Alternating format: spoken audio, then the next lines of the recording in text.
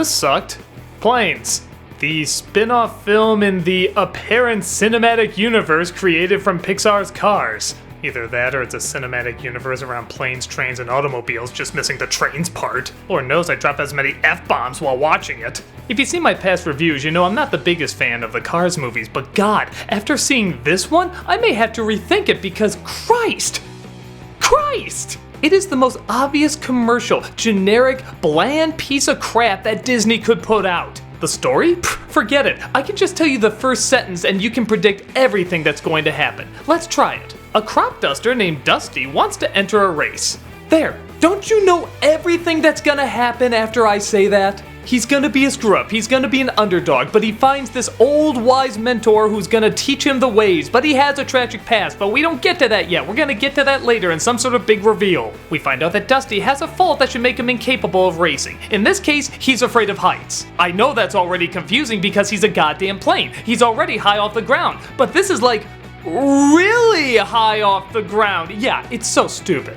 But he enters the race with a whole bunch of colorful characters, and of course, there's a big shot bully who's always the winner, but as the underdog starts to climb up, he sabotages him cheating, and of course, at the end, it's really close. An Adam Sandler sports movie would have more originality than this. I guess you could say I expect more out of Pixar, but it's not even a Pixar movie. Yeah, their name isn't on it. John Lasseter produced it and helped with the story, but it's technically just a Disney product, despite it clearly taking place in the Cars universe. But okay, there's been more cliché generic stories out there that have been turned into something really cool. I have no idea why I mentioned that because this clearly isn't one of those movies. I guess some of the bare essentials are there, like the acting's okay, it's bright, it's colorful. But these characters in almost no way seem alive. By God, I hate referencing something good about Cars, but when you see them moving, when you see them talking, when you see them going through emotions, it looks like they're going through these emotions. They kind of shrug and shift, and if they're sad, they'll kind of move sad. If they're happy, they'll kind of move happy. Here, they just look like toys.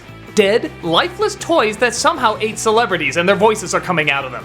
Where in Cars, they move like characters, here, they move like planes. You're just looking at planes flying around, circling around, moving. Even the distance between the eyes and the mouth creates a separation. They're just so far apart from each other that it's hard to be like, yeah, I'm getting legit emotion out of these characters. And you could be like, well, who cares? It's just a kid's film. You're not supposed to get much emotion. But get this. One of the characters has a backstory that has a lot of death in it. Yeah, like he leads an entire squad to their deaths. They're burning alive and exploding and going into the water and this dramatic music is playing. Planes! Goddamn planes! Yeah! Planes is gonna make you cry?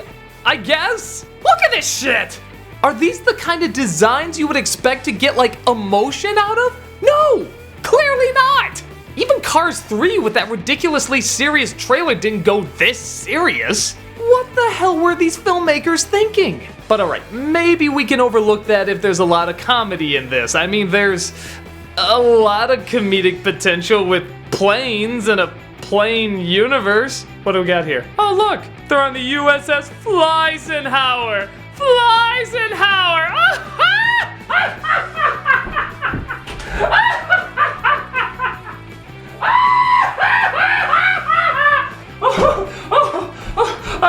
I'm sorry. I just had to let that sink in. Fleisenhauer.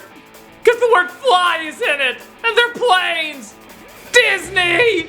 You know what makes it even creepier? The Fleisenhauer is apparently alive too. Look, it has eyes. There's probably a mouth underwater that can't talk. You just get bubbles and shit. Any second, I just want to flip all those stupid cars and planes over and be like, I'm a man. I'm a human being. Fuck this world. This is insane.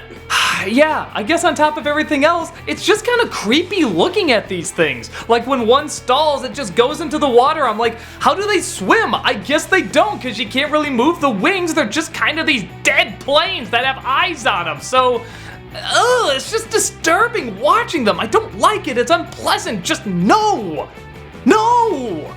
The amount of laziness in the storytelling and design is just amazing. You can't believe this came from Disney. Now, with Pixar, I mean, okay, I guess Pixar kind of ripped off from Disney and Disney kind of ripped off from Pixar. Actually, it's kind of a weird back and forth they have going, but still, this movie is awful. The tone doesn't work, the jokes don't work, it's visually boring, and it's a bad idea that's a spin-off of another bad idea. I guess if you have little kids, they can probably watch it okay, though again, the kind of big mass slaughter in the middle might throw them off a bit. It's just a waste. It's a waste of great animators, it's a waste of good storytellers, it's a waste of a good cast. It probably goes without saying, but fly the hell away from this one as quickly as you can.